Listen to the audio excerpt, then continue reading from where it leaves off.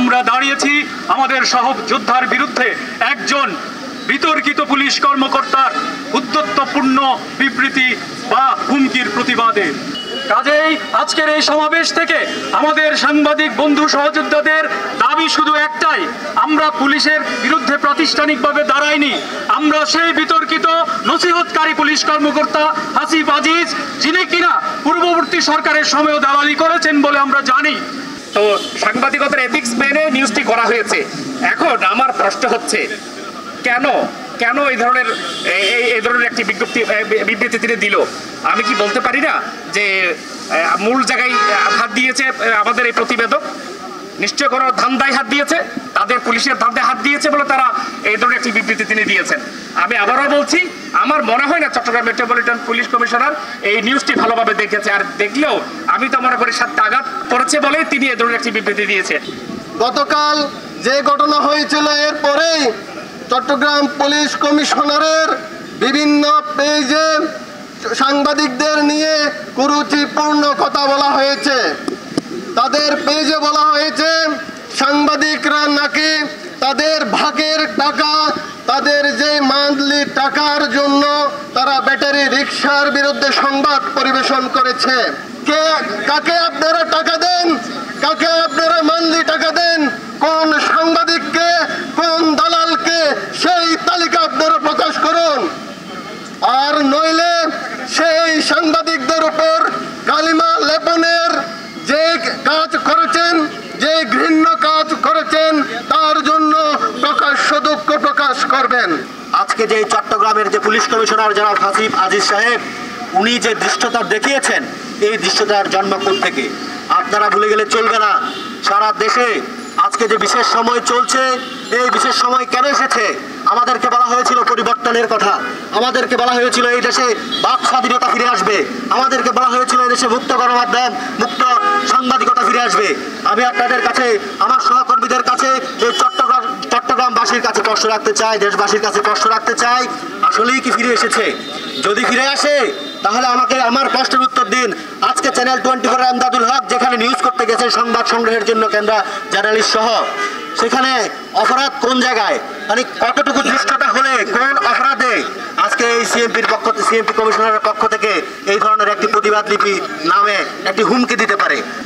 Channel 24-এ যে সংবাদটি প্রকাশিত হয়েছে, ওই বিবৃতির মধ্যে একটা অংশ দিয়েছেন প্রমাণ দেওয়ার জন্য।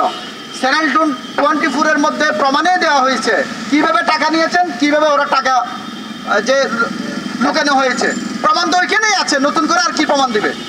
এক নাম্বার। 2 নম্বর বিষয় হচ্ছে আমাদের আরো 2 জন সাংবাদিক ডবল মনুন থানায়, তাদেরকে হাজতখানায় জিম্মি করে তাদেরকে হেনস্থা করা হয়েছে।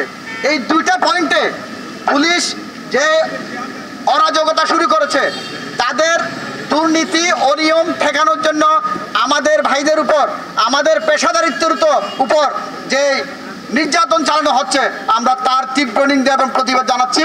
আপনার সংবাদ যদি কোনো ত্রুটি থাকে আপনি প্রতিবাদ করবেন, আপনি হুমকি দিতে পারেন না, আপনি সন্ত্রাসী নন, আপনি আইন রক্ষাকারী, আপনি আইনের রক্ষা করবেন। সন্ত্রাসীদের মতো যদি হুমকি দেন, সেই ভাষায় যদি আপনি কথা বলেন, তাহলে বাংলাদেশের আইন শৃঙ্খলা পরিস্থিতি কোনখানে আছে সেটি বাংলাদেশের মানুষের বুঝতে আর অসুবিধা হয় না।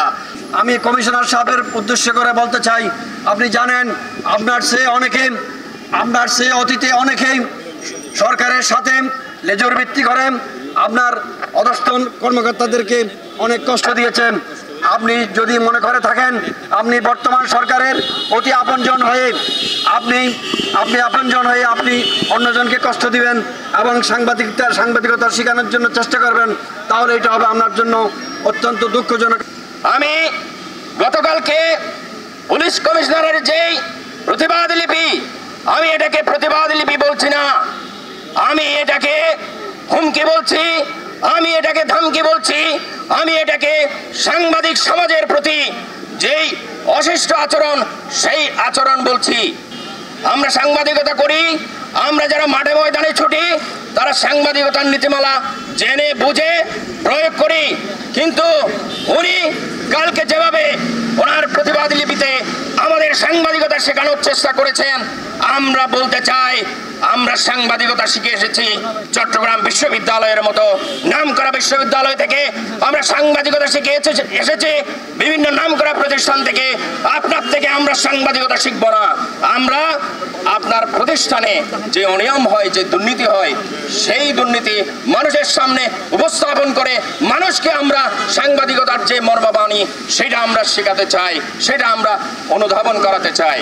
পুলিশ প্রশাসন কিংবা আইন শৃঙ্খলা বাহিনী ওনারা মনে করেছেন গত 1 বছর ধরে সাংবাদিকদের কোনো প্রতিবাদ নেই, তারা নির্জীব হয়ে গেছে, কারণ বিভিন্ন জায়গায় দখলদারিত্ব কায়েম হয়েছে। প্রকৃত সাংবাদিকদের কোনো বন্ধু নাই। বিগত সরকার বলেন, তার আগের সরকার বলেন, স্বাধীনতার পর থেকে সরকার বলেন, এই সরকার বলেন, অন্তর্বর্তী সরকার বলেন, আগামীতে যেই সরকার আসবে সেই সরকার বলেন, প্রকৃত সাংবাদিকদের কোনো বন্ধু নাই। সাংবাদিকদের বন্ধু হচ্ছে সাধারণ জনগণ। প্রকৃত সত্য সাংবাদিকদের উপস্থাপন করতে হবে।